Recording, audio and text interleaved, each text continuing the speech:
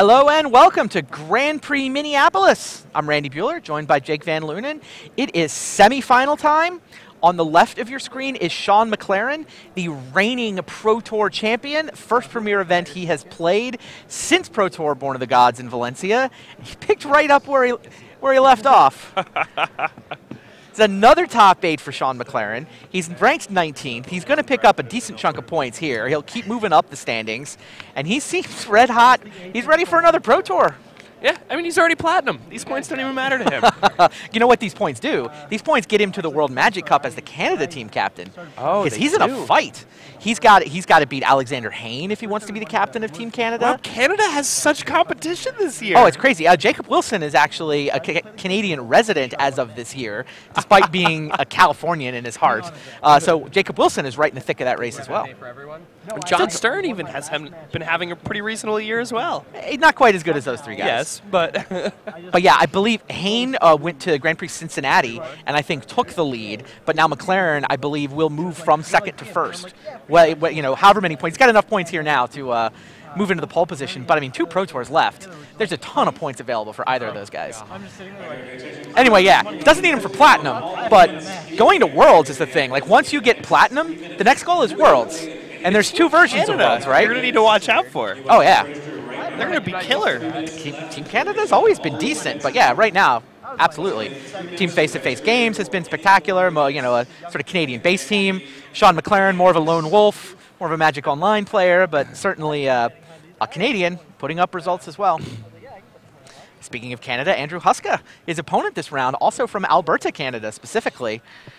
Huska's running a Jund list, which he's had a lot of success beating Malirapod. That's how you got to the top 4 this weekend. If you could beat Pod, you can advance. The field at the top of the Swiss with a couple rounds to go was heavy, heavy, heavy with Pod decks. They've all been knocked out now, though, and we basically got the 4 guys who proved they could beat Pod duking it out to see which one of them gets to win the Grand Prix. Only 5 cards from Andrew Huska. Is he going to keep 5? It's 1 lander. Oh, geez. Down to 4. Let's peek in on the other semifinal. Yeah, let's check this out. Wow. All right, so that's Junyoung Park on the right-hand side of your screen playing Scapeshift. So he's got Search for Tomorrows. He's trying to get as many lands into play as he possibly can. And then he wants to resolve Scapeshift. His opponent is Gregory Orange playing Blue-White-Red Control. Actually holds the King of the Hill title right now. No, he hasn't been defeated since he won that feature match. This is a tricky matchup because I feel like the Blue-White-Red deck has a huge advantage here. Junyoung Park has to resolve a 4-mana sorcery through a control deck, and Junyoung Park doesn't really have the ability to apply pressure. It's not like he's got Tarmogoyfs or something to force Orange to react. I mean, he can usually get a mana advantage. I mean, Search for Tomorrow. He can sort of try to get ahead on mana. He can try to pick a fight on Orange's end step over, some card drawing, Electrolyze or something. But I mean, I feel like if Orange can just, as long as he keeps hitting his land drops, it's going to be awfully hard for Junyoung Park to resolve Scapeshift. Now, I say that, but that's exactly what Junyoung Park did in the quarters. He beat a blue-white control deck just to get here, so we'll keep an eye on this match, but now we're headed back to the primary table. 4 cards on the keep for Andrew Huska and his Jund deck. Shaun McLaren was sitting at the top of the Swiss, so he got to choose to play first in this match.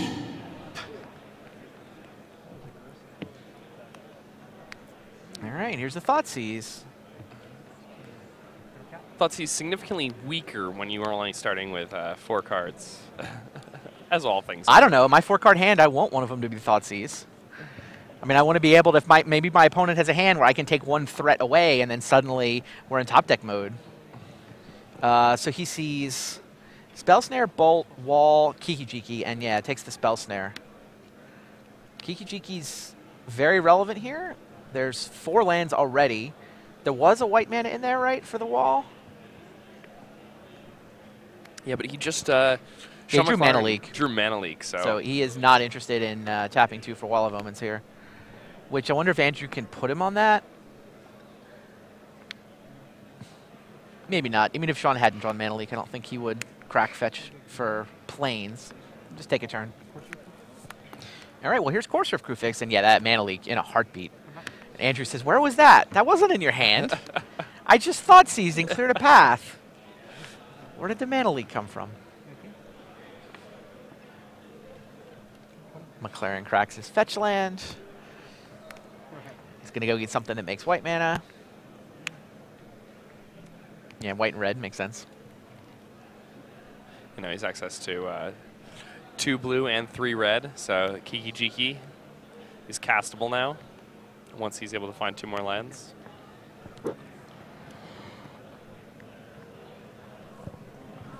Another fetch there in hand. And he'll have drawn 2 more cards by the time Andrew is able to untap those lands. Yeah. Yeah, you just go land Wall of Omens here, right? Yep. Oh, geez. Restoration Angel off the top. Shaun McLaren has the entire combo in hand. He's just going to need 2 turns to deploy it. Kiki plus Restoration Angel makes as many copies of Restoration Angel as you feel like attacking with.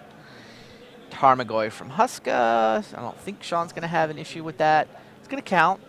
Of course, your Crewfix does good work from Tarmogoyf's perspective. Oh, yes. I don't think Andrew wanted it to be in the graveyard, but Tarmogoyf definitely did. The die is off screens. I can't see what the number is, but it should be 1, 2, 3, 4, 5, right? I believe it's actually 6. Instant sorcery, creature, enchantment, land. Oh, yeah, you're right. 5. It's 5. 6 with the Planeswalker. Right.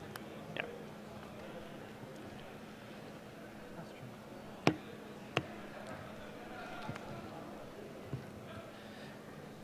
And now it's only a matter of time before Shaun puts together this combo. And Andrew's yeah, I mean, the only interesting question in my mind is whether do you play Kiki first so that you can make a copy of Wall of Omens and sort of be up this value card, or do you just pass with untapped mana so that you can go Restoration Angel and then untap, win on the spot with Kiki? I don't know if risking Kiki is worth it. I like just end-stepping the Resto Angel. Because, I mean, you're still going to get value by blinking the Wall of Omens anyway. True. Yeah, you're right. You get an extra card either way, so just having the threat of untapped mana to force Andrew to think about what might be happening seems better. And he gets the Bolt and Resto Angel here? Oof. Does the Bolt do anything? Kill the Ravine. He kills before Raging the trigger. Ravine if it attacks. Sure. But if the Raging Ravine attacks, then you just then win. You're automatically it does winning. Not matter. Yeah, it's all right, it's Andrew Huska needs what? If he can leave up Lightning Bolt for Kiki, then he's got a shot. He's going to chump. Oh, okay, he blocks with the wall, flashes out the Angel. Fair enough. The wall gets Abrupt Decayed, but you know what? That wall wasn't really part of Shaun's plan. Shaun's plan involves a certain legendary goblin and Andrew scooping up his cards. Yep, that's the way Shaun drew it up. Wow. That is the plan. At some level, Shaun's probably disappointed he wasted such a good draw against a mulligan to 4, right? But those are the certainly happy to be up again. Those are, yeah, high-class problems. Definitely top 4 of your next GP. falls into the category of high-class problems. All right, what do we got here? This is still Scapeshift on the right from Jung Park, team MTGMint.com, trying to figure out how he can resolve Scapeshift through the blue-white control player. See, so I know that we spoke, and my big thing in this matchup is I always felt that Scapeshift was pretty well positioned against the control decks because you have more land than them. And in another sense, you have inevitability as the game progresses because your lands just start dealing them damage as you're playing them. Sort of, kind of, maybe eventually. Yeah. Like you need 5 mountains and a Valakut, and then your mountains start dealing 3. There's only 10 mountains in the deck. It goes deep. I don't feel like the blue. I think the blue-white red deck burns you out before that. But you actually like Valakut in this matchup? Yeah, I mean, I've always liked Scapeshift and control matchups. I feel that wow. like you have a mana advantage. You are able to get up mana. I will grant you that. I mean, that's how you win. It is you have to be able to Scapeshift and defend it against however many counters the other guy has. So, I mean, you have to be up mana because you sort of start out down 4 when the fight happens. No Miser's Threats? And the fight's happening on your turn.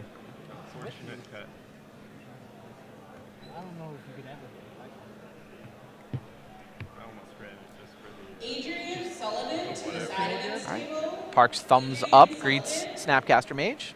It's real good with Resto, man. Yeah. Keep it forever. Yeah, it's yours now. Is he targeting Path Yeah, it looks like he's going to path his own guy here. to get a land? Yeah. It's like, I don't want Snapcaster Mage. I much prefer Rampant Growth.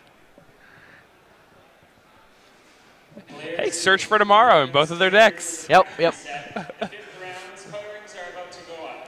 Shows Cracking you a how fetch? versatile the Snapcaster Mage is. What's the he's responding to cracking the fetch land?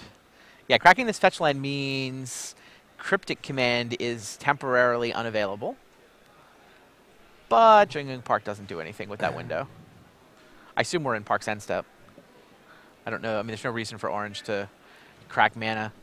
So Gregory Orange, his friends are telling me he's the Citrus Assassin. Yes. That's his what nickname. I've heard. Right. I can't tell if his friends are trolling him or if it's like an actually embraced nickname. I've decided I don't care. I'm going to go with it. Yeah, Citrus I like Assassin. it. Absolutely. I'm in. And yeah, here is the path on Snapcaster, which is effectively a Rampant Growth, instant speed Rampant Growth. That part, Park is not as excited about. He's going to repeal the Snapcaster to fizzle the path? Wow, you're giving him his Snapcaster back. Crazy. What? And drawing a card off the repeal. Yeah, you're not allowed to path your Snapcaster. I mean, it's effectively Stone Rained him, right? Yeah. He played a Snapcaster in order to, I mean, sort of Stone Rain him. He gave him a Snapcaster, but he drew a card. He essentially Snapcaster counted path. Pretty much, right? They both got to draw a card, which is kind of meh. Snapcaster is surprisingly meh in this matchup for Orange right now. I mean, if he stays low on mana, like, I mean, Snapcaster's a really expensive counterspell. Here we go again. There's no path in the yard this time. It's like, all right, new plan. Lightning Bolt.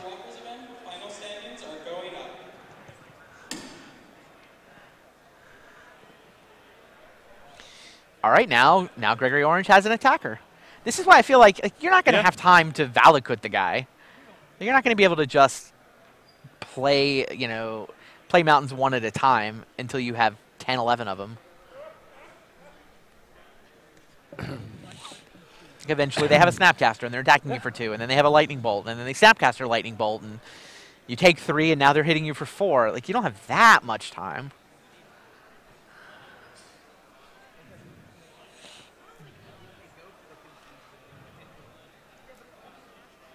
All right. So, telling time. Found a Cryptic Command.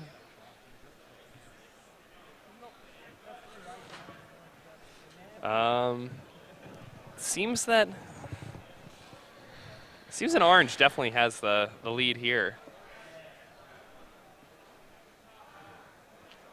Well, if you count by lands, Park is up 13-8.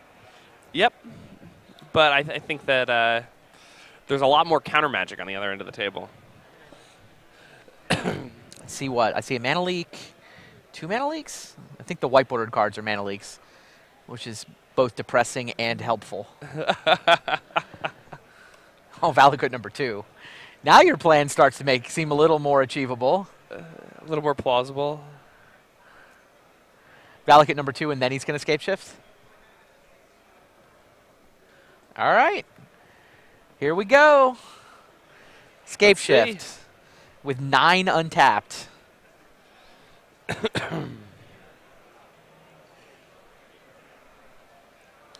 Yeah, up 14-8 on land, so he can pay 4 for the Scapeshift. Comes into play tap land and still have 9. He has more mana than his opponent here. Right. All right. Remand is the opener from Gregory Orange. Wouldn't be crazy to just say, okay, pick up your Scapeshift and start again next turn. Yeah, I don't hate that. Well, that's the line. Yep. All right, to be continued. Yes. We'll start again next time around. I do feel like Park kind of needs to go for it more or less now. I mean, Gregory's got Sphinx's Revelations in his deck. You don't want to let him just draw into complete control. All right, untapped Mountain. There's not 5 mountains yet, right? So it didn't deal any damage. All right, here we go again. Here's Scapeshift. Now I have 11 mana. Yeah, this is it. This is the turn. May I have a Scapeshift, please, sir? No. What is that? Is that cryptic? That is a cryptic command. That's the promotional cryptic command they sent people for every 20 events they played in. Nice. Magic Player Rewards program in 2008 or 9. All right. I assume it was counter draw. Remand your cryptic. Now, Gregory could say, okay, pick up the cryptic and recast it. But then he's tapped out. Mana Leak's not relevant yet. Not even close to relevant yet, is it? Nope. Is he down to just 1 counter? I mean, his hand has another cryptic, but at that point you just say okay to the remand, right? Yeah, I mean, I guess the second cryptic... No, the second cryptic's better because Park doesn't get to draw off the remand. All right. 4 mana counter spells. He's tapped out. Yep. Those Mana Leaks don't get to do anything. I think a counter just wins it here, right? Looks like it. Shunyung Park needs any counter to point at that second cryptic command, and... Wow.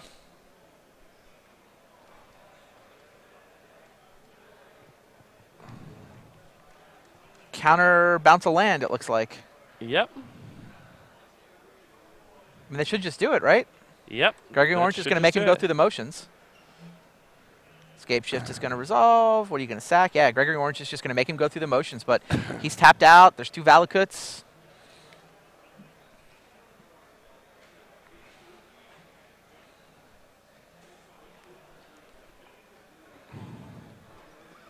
Yep. Gonna sacrifice all these other lands, and Wow.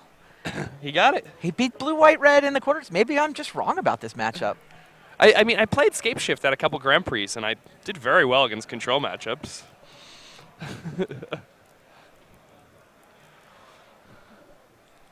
All right. Yeah, and there it is.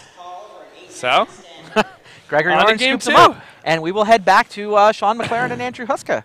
Couple of turns into game 2. McLaren won a brutally quick game 1 where he had an awesome draw and Huska mulligan down to 4. Other than that, though, it was Huska had it under control. Chandra Pyromaster is the play. Looks like so far Ooze has been bolted and Bob got a Mana Leak. Ooh, and the Chandra sticks. Huh. And it's before Shaun has access to enough mana to be able to cast an end-step Restoration Angel or anything. It's true. That's going to be a problem. Chandra, will accrue a lot of card advantage for Andrew Huska here. He can just activate the 0 ability. Yeah, the 0 ability, which lets him draw the extra cards. Yeah, I mean, Shaun could have... I mean, it wouldn't be that hard for him to kill Chandra if he has an Angel. Yeah, he can Cryptic to bounce it, something like that. 5 loyalty, though, takes it nicely out of bolt range. It's a powerful Planeswalker. I really do feel that it's the second best Planeswalker in the format right now. No, I think you're not the only one who concluded that. I know Kibler replaced the Domri Radis out of his deck with Chandra. Here we see Chandra in the top 4. It's definitely a metagame right now where Chandra is quite good.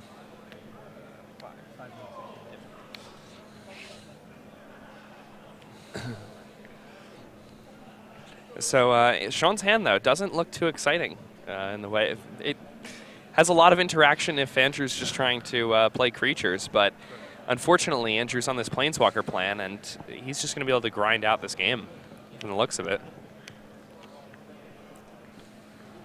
Yeah, looks like a man who wants to activate the 0 ability, see what's on top of his deck.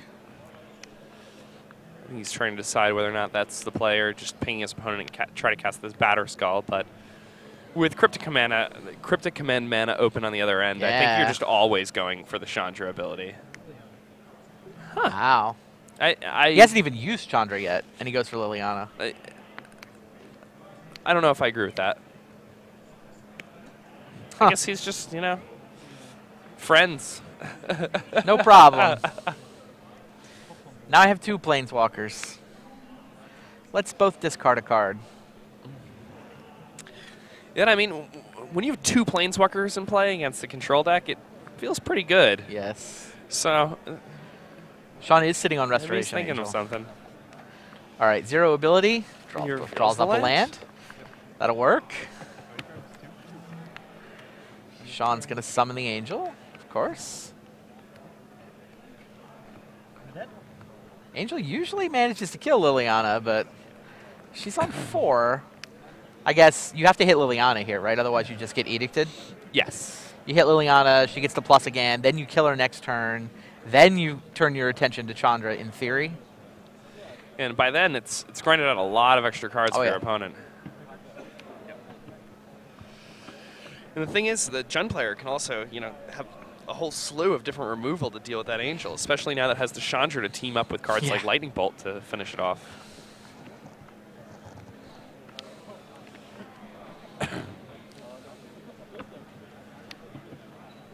Yep, Liliana ticks up. Andrew picks a land to discard. Looks like a swamp. Shaun has a decision to make. He's got Leak, Sphinx's Revelation, and is that Path to Exile? Yeah, so he's got a good hand. Yes. This +1 from Liliana is definitely very relevant for him. Discards the Mana Leak. Now, what does Chandra 0 have? Oh, how about Dark Confidant? It's a good one. I needed more card advantage.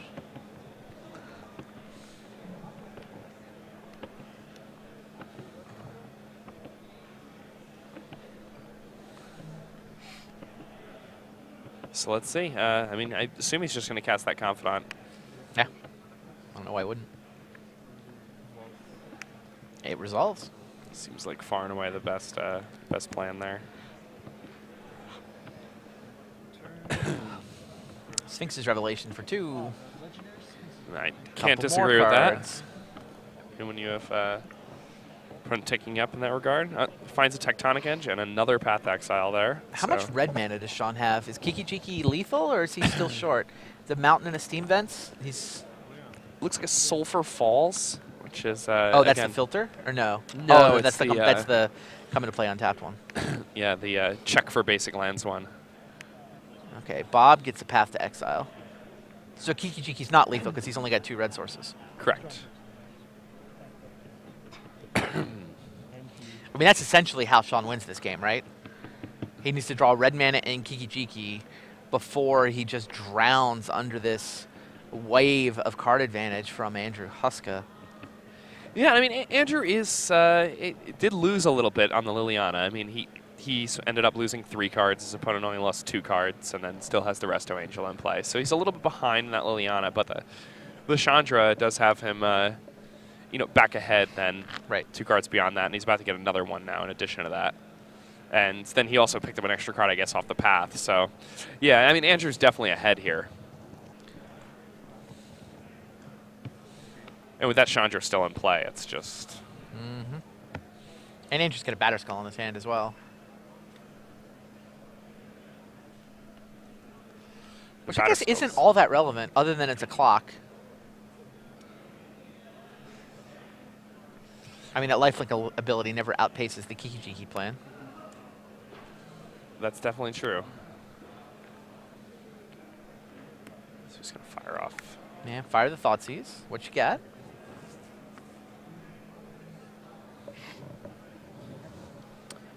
Oh, I've got Path and Tech Edge. Yep. Yeah, now all he's got is that Tech Edge. So Andrew's got his opponent down to nothing but that 3/4 flyer in play. Let's see if he can find a way to deal with that Angel at this point. Time to see what Chandra's got for the turn, right? Oh, yeah. I mean, you definitely want to see what that Chandra is going to do. He looks like he's counting up Batterskull mana, but nice. Let's see what Chandra says first.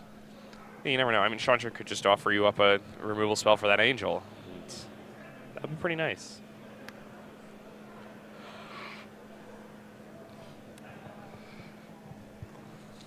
Andrew earlier decided to go ahead and cast a spell before activating that Chandra and got pretty lucky revealing that land there. Yep. And got away with it, but... Yeah, here's another land, and here's Batterskull.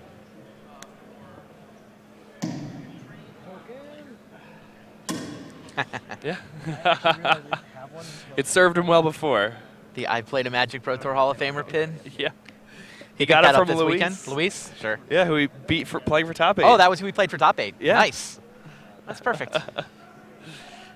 So it's got to feel pretty good about that. Oh, yeah. I'd be proud to have that pin too. They should make an I beat a Pro Tour Hall of Famer for top 8 pin. Yeah. All right, Shaun decides to activate Far more Celestial coveted. Colonnade so that it can join the attack with the Resto Angel, and he can kill Chandra now.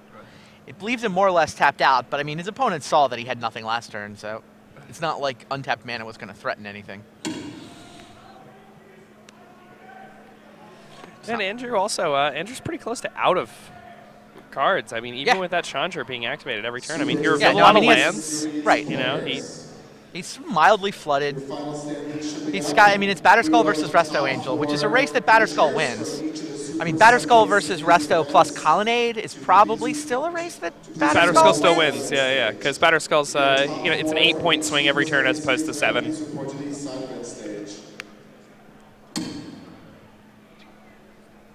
And there's Raging Ravines as well. Yeah, I think the Tech first Edge one probably eluded Tech kills Edge, the first but one.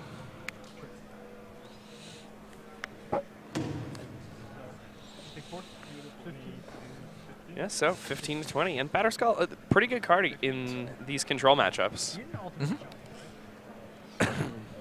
It's funny, as a 4/4 lifelinker, essentially, it's a card that one would presume was very much an anti-aggro card, but it in Modern, in a format where there's no Stoneforge Mystic, it is much better in the control matchups. Yeah, I mean, it's just the ability to pick it up and recast it is quite strong. There's the third red source for Shaun McLaren. So Kiki off the top wins him the game on the spot. Andrew Huska needs to kill him as quickly as possible and try to deny him the draw phases to do that. So here's the second Raging Ravine.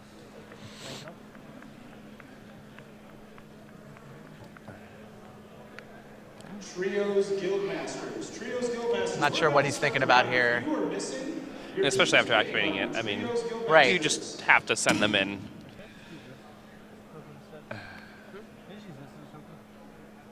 Oh, I think they're questioning whether or not it's okay for him to use that pin as a germ token. Sure.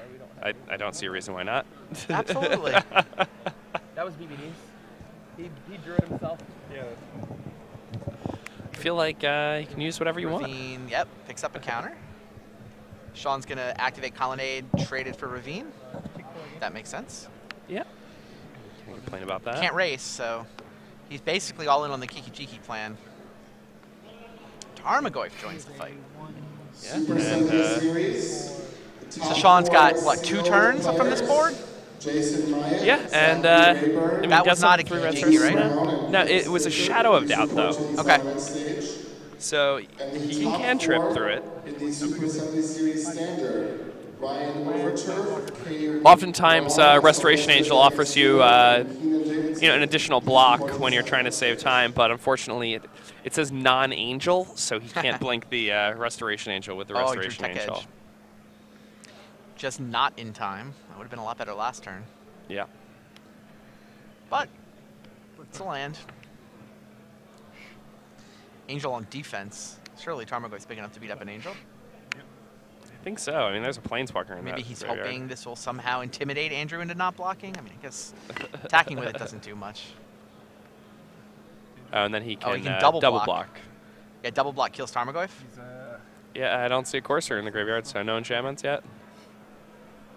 There is a Planeswalker. Yeah, no enchantments, no artifacts, so it is a 5/6, so it's going to trade with one of those angels. Makes sense. Batterskull still chipping away. Yeah, McLaren falls to 7. He can survive 2 more hits. There are no colonnades left, right? Spell? You're not supposed to draw a spell? Says Shaun McLaren.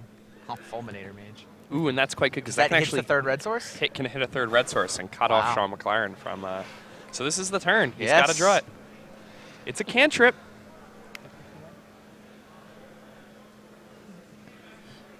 See? I think he has Which to go cantrip for it. was it? Yeah. Relic of Progenitus? Yeah, go for it without tapping any red mana.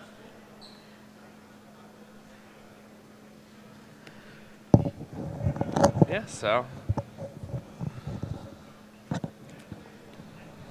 Here it is. Does he find Kiki on the top of his library? I mean, that's basically what he's looking for here. Yeah. No. And I think it was just a rest in peace, which is a little bit redundant with what just happened. Yeah, none of this stops Fulminator Mage from depriving him of a third red source. No, and then... Which means the next draw can't help.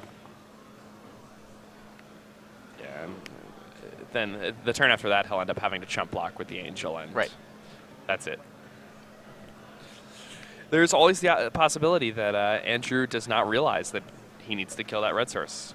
It's not purely likely, or this deep in a tournament, but definitely a possibility. Attack for 6. Yeah, Angel and Courser will bounce. Correct play here is Fulminator Mage kill Steam Vents. Yep. And that is the play. I assume you're going to... It's not And wise decision there from Huska, leaving Shaun McLaren here with no outs at all. No, none we can think of anyway.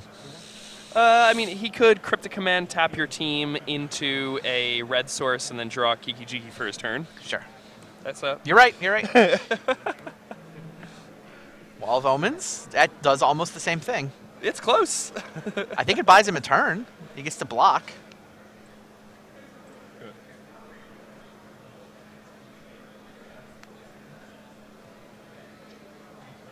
Yeah, the Liliana does come down, though. I think he'll make Shaun discard that card, since he only loses to 2-card combinations. Maybe. I think just making him sacrifice a guy is better, because then he has to chump with the Angel, and then...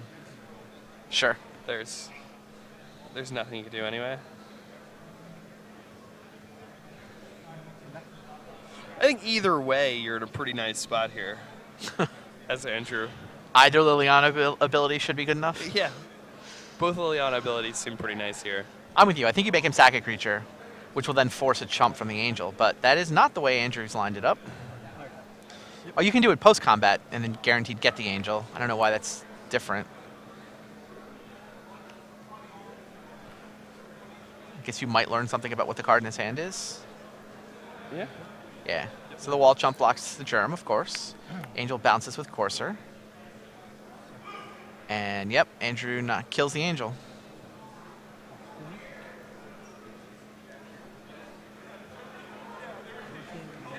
And Shaun McLaren scoops him up. While doing it post-combat, you miss 2 damage. Not that it really matters. Right. On to game 3. Can we get a look in on the other semifinal? Yeah, let's go check out this Scapeshift matchup. So is this game 2, can we confirm? I think it's game 2. It looks like they've been added for a while. Crucible of Worlds came in again here. Gregory just wants to keep making land drops. So, I mean, having fetch lands just to replay is good enough. He's got a tech edge in play that he can... It's still game 2. So he can also keep replaying this tech edge. Yeah, which seems very strong. That is going to tie up his mana, though. And right. It means he's not expanding the amount of mana he has in play, but he's also sort of keeping Park at bay.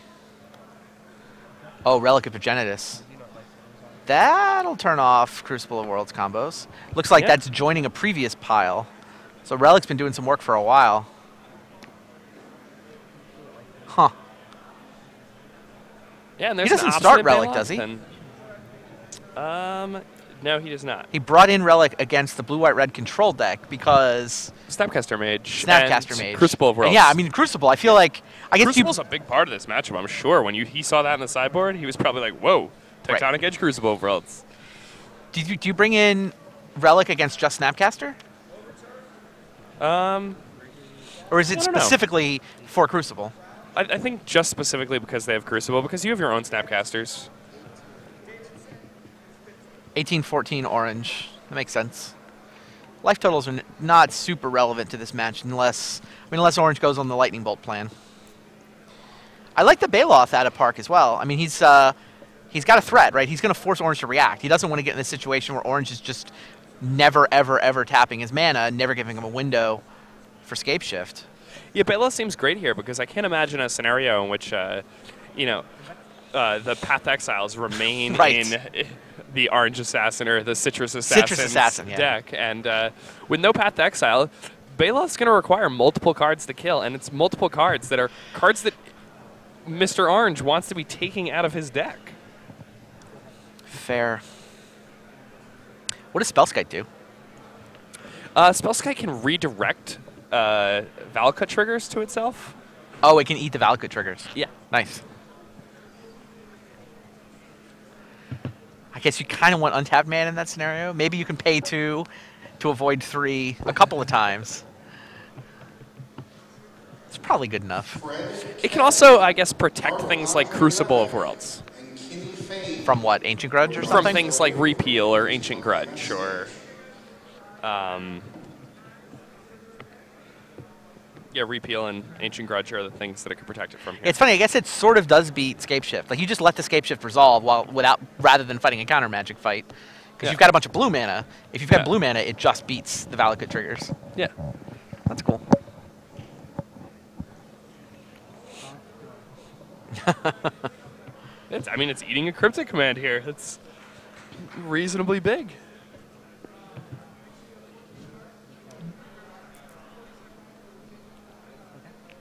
Ooh, but I see a very good card in the Citrus Assassin's hand here.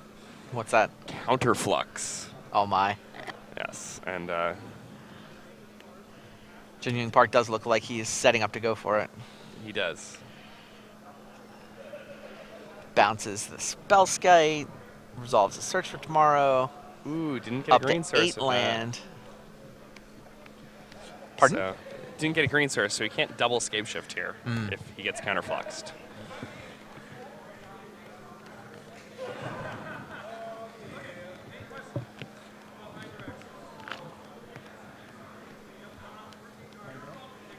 But he might have something like a remand, in which case he could just remand his Scapeshift back to his hand and still have it for next turn. Sure. Boy, he keeps getting up mana. He's up, what, 8 to 5? Yeah. Against a Crucible. Right.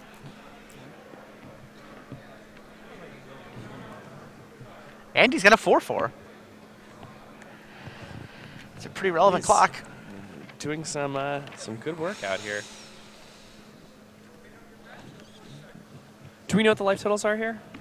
I think it's approximately 14-14. Okay. All right. He does go for Scapeshift with 4 mana to defend it. There's Counterflux. Can't defend it from that and does not appear to have a remand in order to recycle it.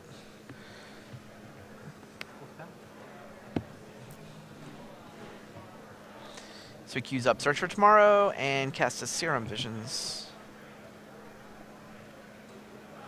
Yeah, I imagine he's going to put both of those on the bottom of his library. It's a Secure Tribal there in a mountain. Yeah, it's just all about finding another Scapeshift now, right?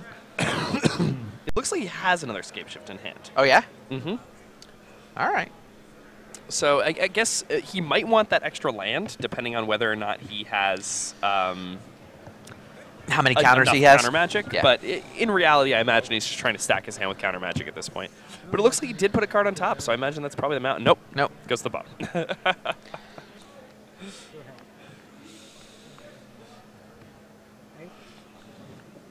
He was probably saying what I was saying in his head in Korean. Yes, probably not. Probably in Korean rather than English.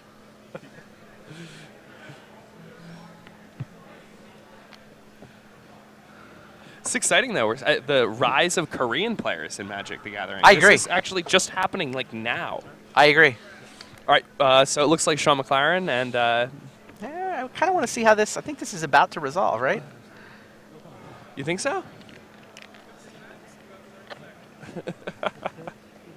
All right, Scapeshift is back. I guess we can go to the other match. It's also a game, too, so... Yeah.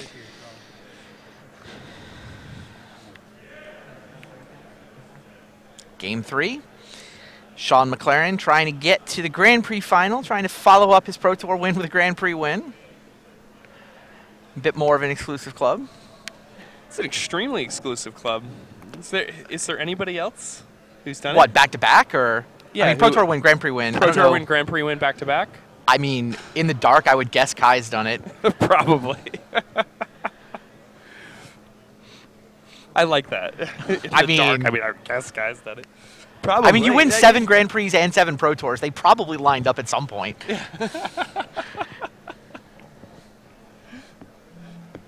I don't doubt it. No, it's an interesting stat, winning the back-to-back. Thoughtsei's really good here. Let's see. Rev, Wall of Omens, Remand, Manaleek, Tech Edge, Plains. Great opener there for Shaun. Pretty good. What do you take with your Thoughtsei's if you're Andrew Huska? I think I take Remand. Oh, no, I take Manaleek. Yeah. Although I guess it depends on what's in my hand, too, right? You can make a case for Sphinx's Revelation if you think the game's going to go really long, but I think Manaleek. Manaleek's like the most likely pick here.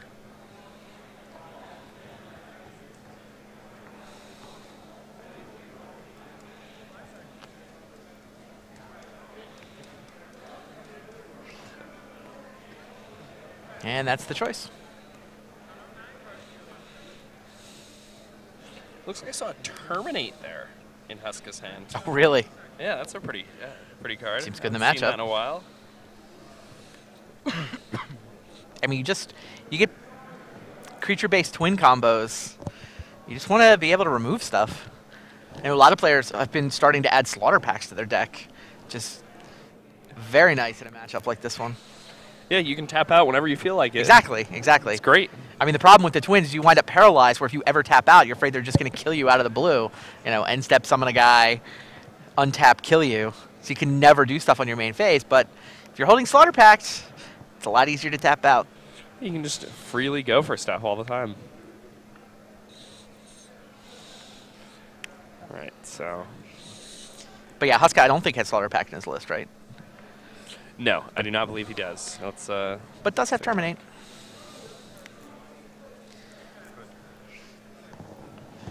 Does have Terminate. Oh, no, he does have Slaughter Pact. Yeah? Yeah, he has 2 main. Oh, very nice. Yeah, wow. Yeah, I like that call a lot. Paul Reitzel had a similar His deck conclusion. seems great. Huskas? Yeah, it's just like all of the stuff that seems so good against the current meta. Wow, 3 Inquisition, 3 Thoughtseize main, 2 Angers main. It's a nice deck. Not that Anger's good against blue, white, red control. No. The other 2 are. Dark Confidant runs into a Remand. But the Angers did get him this far. Oh, yeah. Yeah, you had to be able to beat Pod to get here.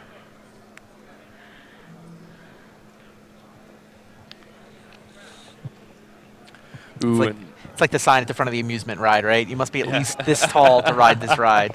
The this tall is beating the Malirapod deck. beating Malirapod, having Anger of the Gods in your deck.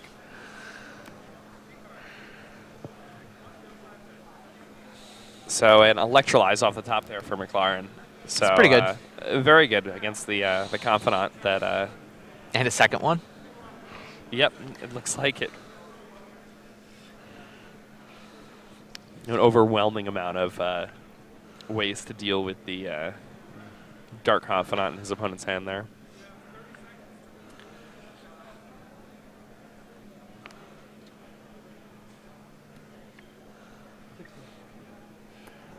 Huska gonna fetch him another land here. If he has something like Courser Crewfix, that'd be quite good in this next turn. Sure. Seems most likely to replay the Dark Confidant, but hear a bunch of applause. I'm guessing that means Junyoung Park won game 2. Otherwise, they'd be going on to game 3. That normally doesn't get greeted with quite that much applause. Wow, Scapeshift. He's 4-0 against blue-white control decks. Yeah, I mean, he makes a lot of mana. He does seem to make a lot of mana. Yeah, he makes enough mana to get ahead and win those counterfights over the Scapeshift. Wow. When you think about it, his matchup there must be good. Otherwise, wouldn't he just have Beseju in his sideboard? Right? Fine point. Do you...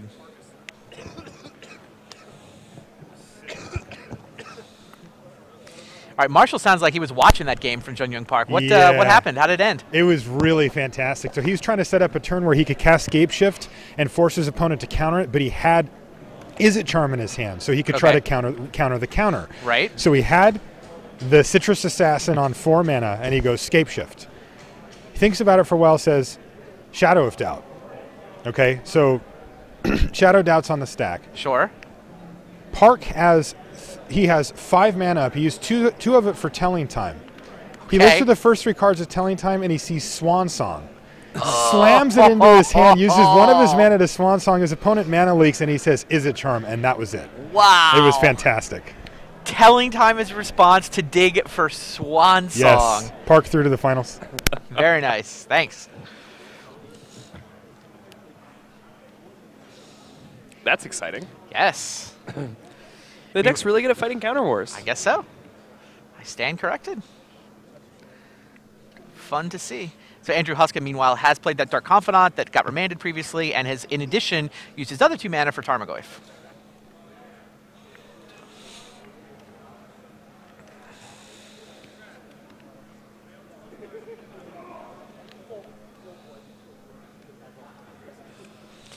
Here comes the Electrolyze we knew about to kill the Dark Confidant. Yep, and one to you. Question is whether Shaun has anything to do about Tarmogoyf. So we have instant land creature. There's a thought. Do we have a Thoughtseize this game? Yeah, we did have a Thoughtseize this game. So sorcery. Yeah, on turn 1 for 4. So pretty Tech big at Edge this is point. the Raging Ravine. And that's great. That cuts Andrew off from red mana here. Puts him on only 1 green.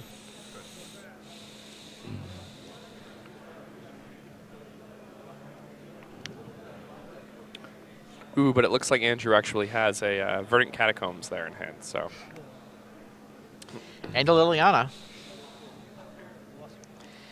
Brings it into play with 4 tokens, or 4 counters, 4 loyalty.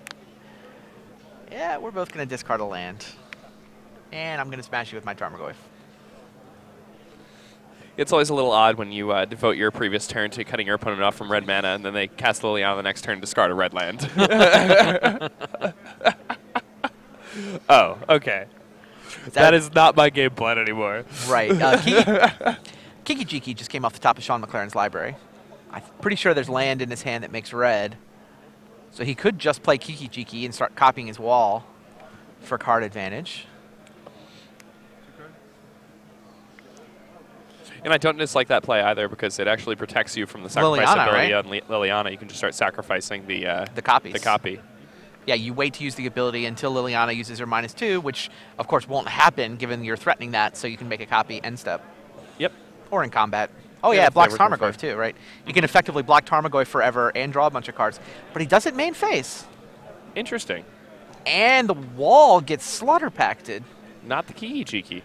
Well, I guess Kiki now his Kiki's opponent's now going to tapped die to out, so he's Liliana. got the But why do you do that main phase? I would not. I don't know. He guess hadn't hit his land yet for the turn, right? Or no, he did. He played the land to cast the Kiki. Indeed. Is there like a sudden death or something in the Gen deck? Huh. That's what I'm looking at. No, I don't know. Shaun did draw a card from the wall copy that he got, right? No, it Drew. fizzles. Oh, it fizzles, of course. Yeah. And Liliana can now kill Kiki. This is looking pretty good for Andrew at this point. Yeah, no, that was a great turn of events for Andrew. And there's that. It's exactly the card we were talking about, Slaughter Pact.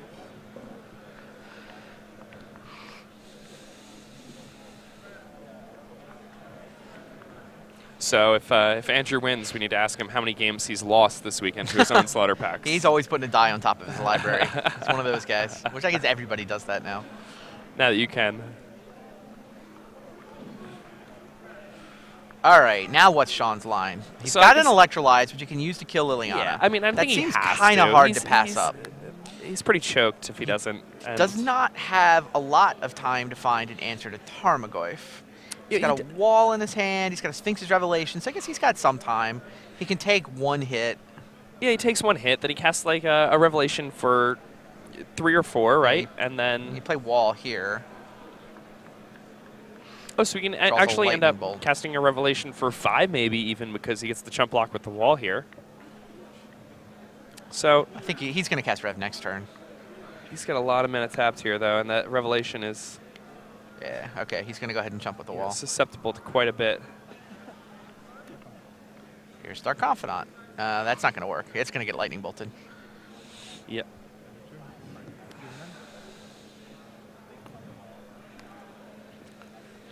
Yeah, so that Revelation is probably getting cast next turn for 4. Agreed. But it means Shaun's going to take a Tarmogoyf hit. Andrew's game, he doesn't have much. What does he have in his hand? Have we seen much? He has a Pyromaster. Oh, he has Chandra. Okay. Yeah, I mean, he doesn't have the extra red mana he needs. Got it. But so pinching him on red mana did matter. Yeah, it did actually end up mattering. Is that Path? I think he drew Path. Ooh, that would be quite good. It's definitely a white card. Unless it's an Angel, I think it's a Path. Yeah, it's a path. No land? Yeah, no land, so he only gets to rev for 3. But, I mean, he'll leave up Remand. I guess if it is Path, he could consider pathing the Tarmogoyf. Yeah, and I think that's probably and the line remanding here. something rather than Sphinx's rev for 3. I guess I like that. It does, however, look Does he have a mountain? I assume he has 1, right? Maybe I don't know. not. I don't think you yeah, play a basic mountain in these decks. Because you It's play like, the basic mountain to dodge Blood Moon, so... Or you play the other basics to stop Blood Moon, and, right. you know, all your non-basics are mountains. Yeah, the only reason to have a mountain would be so that you can get red from Path. But then you can't get it with your fetch lands, so... Oh, that's a good Thoughtseize. That is quite a good Thoughtseize. Very good Thoughtseize. Is it going to get remanded? No, it's going to get responded to with a rev for what he can get, which is 2. Which is pretty good. I mean, it's better than letting him Thoughtseize the Sphinx's rev. It's not a lot better, but he's up an island if he takes Electrolyze, or he's up an Electrolyze if he takes Remand. He's basically up an island. Yeah.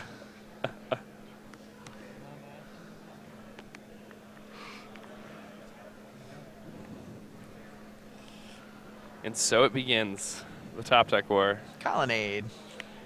Colonnade pretty good, though. Speaking of Colonnade, Crunch. No, sir. Terminate. All right, I'll play a replacement. My turn. Top deck, lands, but Raging Ravine. Both top deck man lands. Fetch lands. Still sitting on Electrolyze.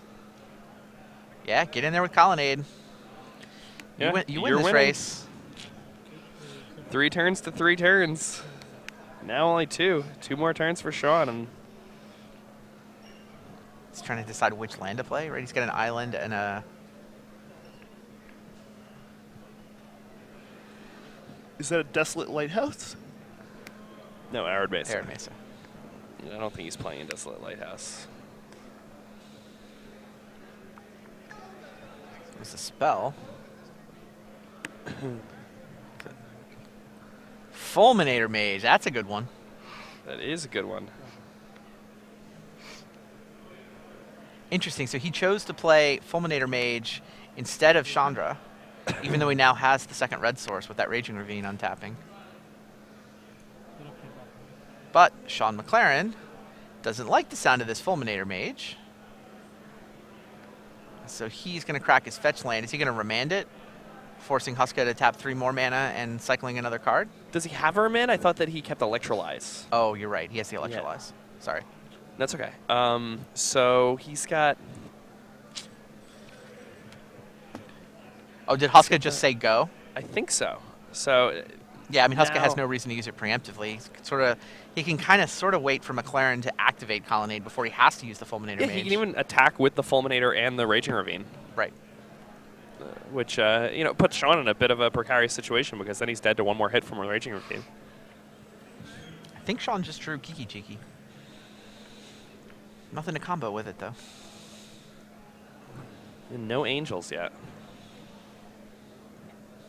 No Angels. All the walls are dead.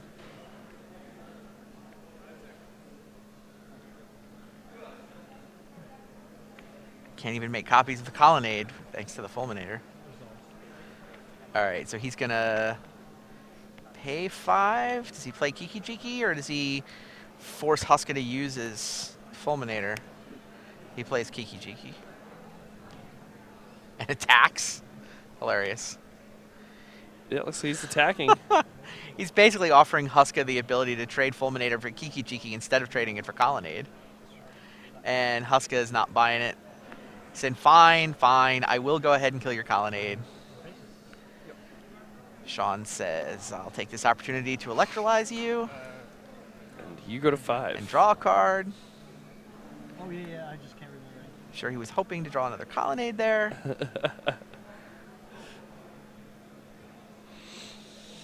Lightning Bolt.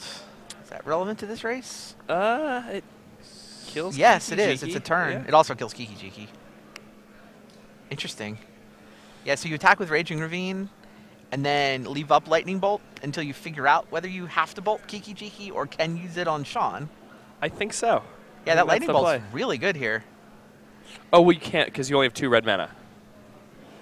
If you're going to activate Raging Ravine, then you're not going to have red mana. Wow. Yeah. And he That also has is the an interesting Chandra, decision. So He can tap no all matter his red what mana line for he takes, Chandra. he doesn't have enough red. He has 3 red things he wants to do, and he can only pick 1. Attack with Raging Ravine, cast Chandra, or Lightning Bolt Kiki Jiki. You only get to pick 1. It's a tight game. Ah, wow. Which one do you do? Which one do you pick? You go first. I'm going to go with Lightning Bolt your Kiki Jiki. Yeah, me too. That was my play. Okay. It seems like the safest. Like, there's no Colonnade over there. There's no clock on Shaun's side, so I think you play it safe. You don't need, I mean, yeah, I think you leave up Lightning Bolt. I agree. I like that.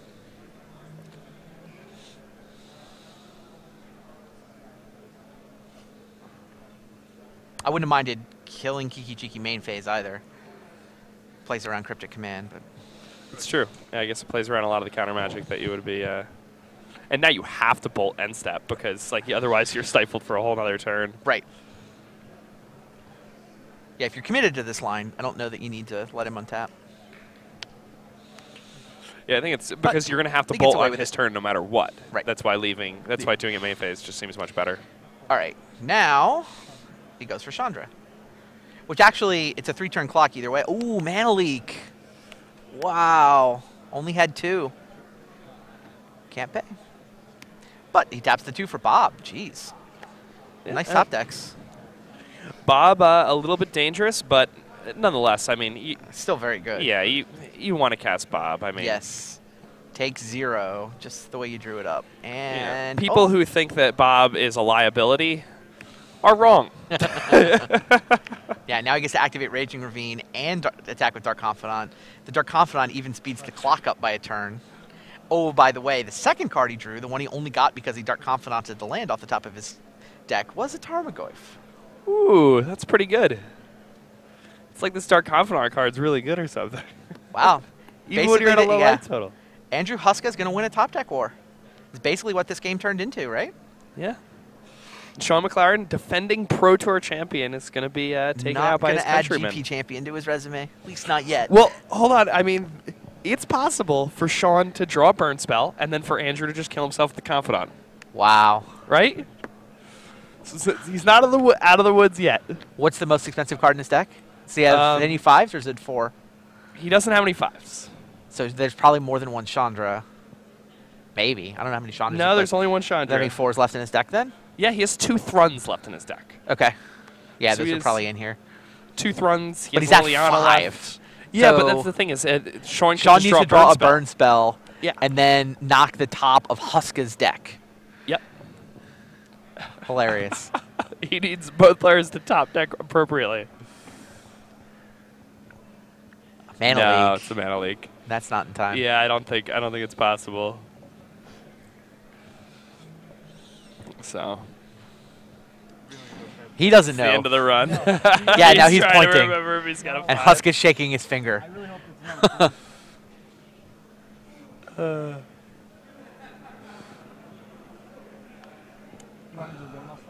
A great run for Shaun McLaren off the back of a Yeah. Pro Tour victory. McLaren just puts his hand face up. He knows he's dead. Wow, Scavenging Ooze. Bolt would have done it. But no top deck for Shaun McLaren. So Andrew Huska is through to the finals. He'll take his Jun deck into battle against the Scapeshift deck being piloted by Jun Young Park.